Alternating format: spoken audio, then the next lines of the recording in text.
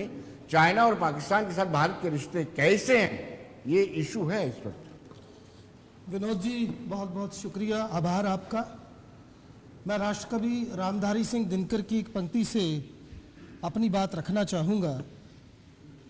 फावड़े और हल राजदंड बनने को है, दूसरता सोने से श्रृंगार सजाती है, दो राह समय के रथ का घर घर नाद सुनो, सिंहासन खाली करो कि जनता आती है।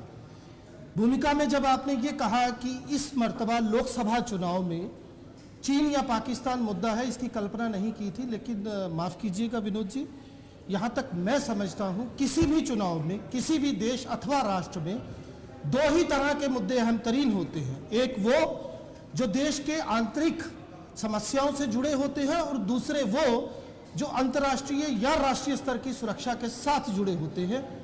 आपकी जानकारी के लिए मैं बता दूं कि जो सूरत हवाल आपको याद होगा, धारा 370 की टूटन के बाद सोनू वांगचुक साहब वो शख्स थे जिन्होंने भारतीय जनता पार्टी का बड़ा आभार जताया था और बड़ी प्रसन्नता का इजहार किया था, लेकिन वो 15 दिन आमरण अनशन पर रहे। वो उन लोगों को लेकर आए, उन चरवाहों को लेकर आए जिनकी चारगाहों के ऊपर चीनी सेना का कब्जा है। और अभी आपने अपने भूमिका में ये भी कहा कि जो हमारे माननीय प्रधानमंत्री नरेंद्र मोदी जी का बयान है कि हमने दुश्मन को उसके घर में धूल चटाई, तो पहले तो ये समझ लीजिए कि चीन के साथ अगर 18 दौर की वार्ता होती है, माननीय राहुल गांधी जी जब लद्दाख जाते हैं तो उन्होंने वहां व्यक्तिगत तौर पर जाकर लोगों से संवाद किया और तब ये बात सामने आई कि चीन कितने किलोमीटर अंदर आ गया, और यही स्थिति असम में है।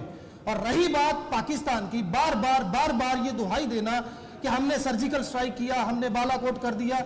देखिए, पहली तो बात ये कि हमारा पड़ोसी मुल्क जो है पाकिस्तान, नाम पाक है लेकिन उसके इरादे शुरू से नापाक रहे हैं। बुजदिलों की तरह हमला करना, भारत के अंदर अशांति को बरकरार रखने की हर मुमकिन कोशिश करना पाकिस्तान की नीयत रही है।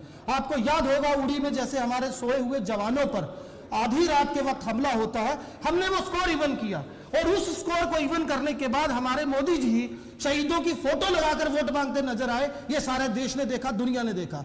बार बार ये दुहाई देनी। आप मुझे बताइए, बतौर एक बड़े विपक्षी दल होने के नाते, क्या ये हमारी जिम्मेदारी नहीं है कि हम उन सत्तानशीनों से ये पूछें कि भैया बताइए आज चीन जो है वो क्यों आंखें तरेर रहा है, क्यों चीन के लोग जो हैं, चीन की सेना जो है वो हमारे आंतरिक इलाकों में घुस आई है? कहां गया इनका ये 56 इंच का सीना जिसकी ये बात करते थे बार बार? बड़ा बयान है मल्लिकार्जुन खड़गे जी का रखें, उनका ये कहना है कि चीन अंदर घुस आया है, 30 जगहों के नाम बदले गए अरुणाचल प्रदेश में, और आप यानी आपकी सरकार, बीजेपी के अगुवाई वाली एनडीए सरकार अफीम खा करके सोई हुई, ऐसा बयान उन्होंने दिया है।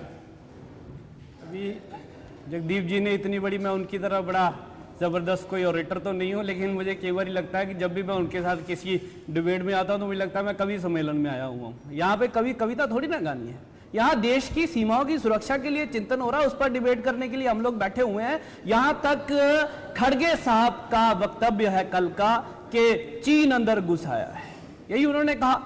और ये भी कहा 56 इंच का सीना, जो अभी ये कह रहे हैं। खड़गे साहब की मानसिक स्थिति हम लोग समझते हैं।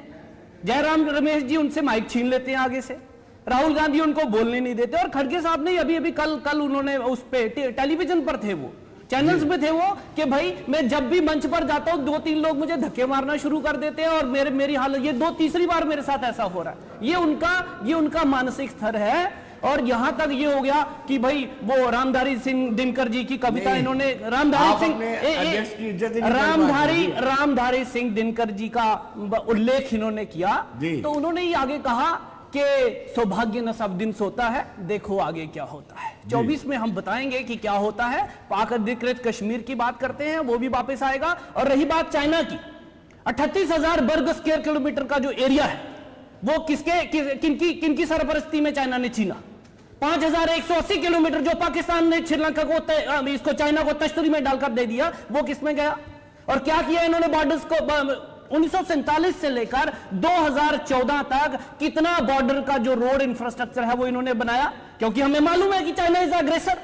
वो ताइवान के साथ भी वैसा है, वो श्रीलंका के साथ भी वैसा है, वो मालदीव के साथ भी वैसा है। तो आपने क्या किया उसको रोकने के लिए? अरे हमारी जो फौजें हैं उनके लिए रोड तक नहीं बनाई इन लोगों ने कि वो वहां पर पहुंच पाए, वो वहां तक अपनी, कल को कोई इस तरह का उनके साथ कोई, हम हो सकता है कल हम उनके साथ किसी तरह के युद्ध की भूमिका में आ जाते हैं, तो हमारी फौजें वहां तक कैसे पहुंचेंगी?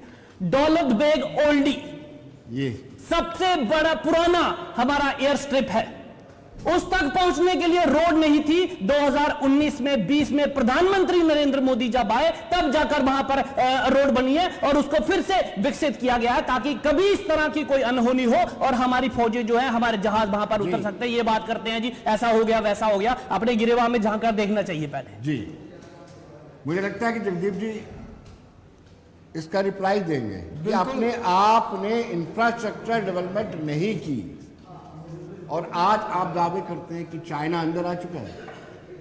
विनोद जी बिल्कुल, मैं प्रत्युत्तर में जरूर बताना चाहूँगा भाई साहब को। इन्होंने दिनकर साहब का हवाला दिया, राष्ट्रीय कवि है। निश्चित तौर पर ये कोई कवि सम्मेलन नहीं है, लेकिन आपकी जानकारी के लिए बता दूं कि जब आप व्यंग्यात्मक ढंग से या काव्यात्मक ढंग से कुछ बातें रखते हैं तो बहुत सारी बातें कम शब्दों में आ जाती है। मैंने उसमें ये बात बोली कि सिंहासन खाली करो, जनता आती है, और वो वक्त आ गया। अब मैं जरा इनको बताऊं, इनका जो इतिहास का ज्ञान है ना भारतीय जनता पार्टी के नेताओं और प्रवक्ताओं का, उसको मेरा सलाम है।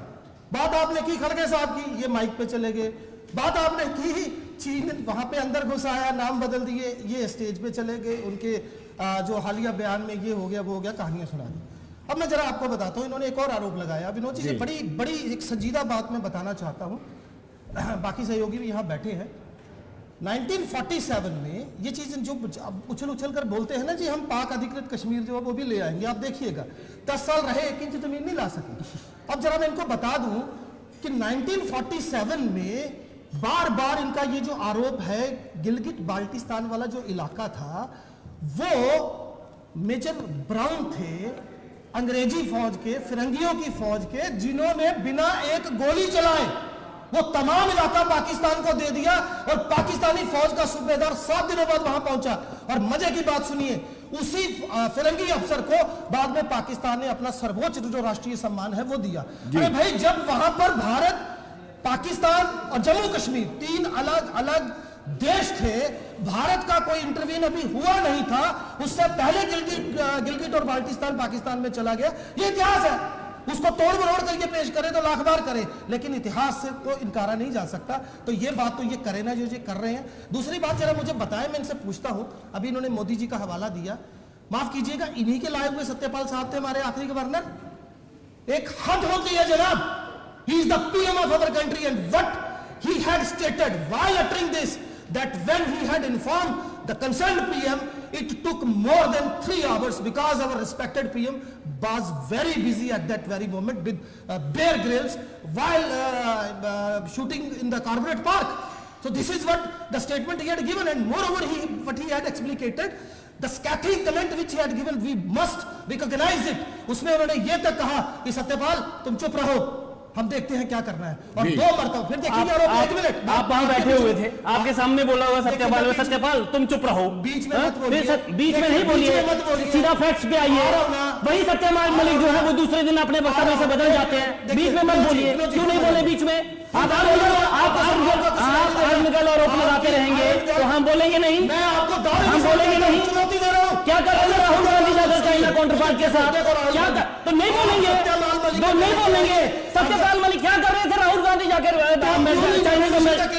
किस कैटेगरी में, भाजपा ने किस लिए राहुल गांधी मिले उनसे? क्यों नहीं बोले? किस लिए मिले राहुल गांधी उनसे? से क्या होता है? छोड़ डालने से होता है। आप कसीदे पढ़ रहे हैं, राहुल गांधी किस लिए मिले मुझे बताइए। क्या रिश्ता है? ये रिश्ता क्या कहलाता है? ये रिश्ता क्या कहलाता है? अरे क्या बताइए ना, ये रिश्ता क्या कहलाता है? राहुल गांधी नहीं, Rahul Gandhi meeting with Chinese ambassador, Rahul Gandhi meeting with Chinese ambassador, उस पर बात करिए। आप इस तरह उसके बाद डोकलाम हो जाता है, बात करिए ना उसके ऊपर, क्यों मिले वो, किस हैसियत से मिले वो, बुला लीजिए। और उसके बाद उन्होंने रिवील नहीं किया। चलिए ठीक है ना। बाकी विनोद जी, अब जो 1 मिनट के लिए चुप हुई, आखिरी बात बाकी ने भी बोलना है। देखिए, वो स्टेटमेंट मैंने नहीं दिया, 1 मिनट के लिए हम मान लेते हैं कि सत्यपाल मलिक साहब झूठ बोल रहे थे। पहली तो बात, उसी दिन उन्होंने 2 चैनल, स्पेशल चैनल्स को ये स्टेटमेंट दिया। दूसरी बात, इतना बड़ा आरोप देश के प्रधानमंत्री पर लगाया, तो भाई साहब आप कानों में सरसों का तेल डालकर बैठे सत्यपाल थे, मलिक भी आपने इसके लिए क्यों नहीं जवाब रिस्पॉन्सिबल दिया? हैं। आज उस सत्यपाल गवर्नमेंट मलिक को हेड ऑफ द अफेयर पे थे। मेरी बात सुनिए, ये भी आरोप लगता है उपराज्यपाल ने राज्यपाल थे। उस आदमी को दिया है, उस बीमार आदमी को घर में उस बीमार आदमी को दवा दारू के लिए मुश्किल है, किराए के मकान पे रह रहे हैं वो लोग, और उनकी पुश्तैनी हवेली में पहुंच जाती है ईडी। ये तो हालत कर दी है। चलिए सोनू जी, आप उनकी पैरवी क्यों कर रहे हैं? इस तरीके से आप उनकी पैरवी क्यों भारतीय कर रहे जनता हैं? पार्टी दावा करते हैं, प्रधानमंत्री नरेंद्र मोदी सदन के अंदर गए थे, कोई आया नहीं, कोई अंदर नहीं आया, कोई बाहर नहीं गया। कितना सच है? और क्या वो इस वक्त लोकसभा के चुनावों में चीन का लाना कितना लाजमी है? देखिए, ऐसे है विनोद जी की जो बात आपने पहले ही कही कि प्राइम मिनिस्टर साहब ने हाउस के अंदर कहा है कोई आया नहीं, कोई गया नहीं, पहले उस पर बात कर लें। भाई चलिए, देखिए, अपोजिशन पार्टी हो सकती है, मेरे जैसे प्रवक्ता झूठा इल्जाम भी लगा सकते हैं, हो सकता है हम झूठ भी बोल सकते हैं। लेकिन एक बात है, लेह में पोस्टेड एक सीनियर IPS ऑफिसर थे, SP साहब, उन्होंने अपनी रिपोर्ट में कहा था कि एक मीटिंग में कहा था कि 34 चौकियां जो है उस पर चाइना कब्जा कर चुका है। ये जगदीप जी ने नहीं कहा, मेरे भाई NC मैंने नहीं, किसी ने नहीं कहा, ये सरकार के एक ऑफिसर ने कहा है। और मुझे बताइए, इस बात को भी शायद 1.5 साल हो गया कहे हुए, मेरे हिसाब से 1 साल के लगभग हो गया होगा।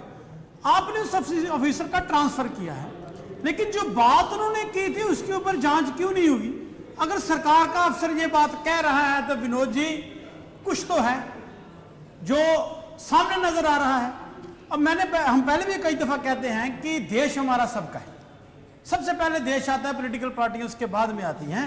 लेकिन जिस तरह का मियार सियासत का पिछले 5-7 सालों में विनोद जी हो चुका है, ये तो सच है भी भारतीय जनता पार्टी ने पुलवामा के शहीदों की फोटो लगाकर 2019 में वोट मांगे हैं, इससे आप मुकर तो नहीं सकते हैं ना, ये झूठ नहीं है। अब आप खुद कहते थे मेरा कुछ 56 इंच का सीना है, 56 ही कहा था, एक के बदले 10 सर लाएंगे। जब आप कहते हैं तो लोगों का सवाल पूछना लाजमी है। मैं तो ये कहना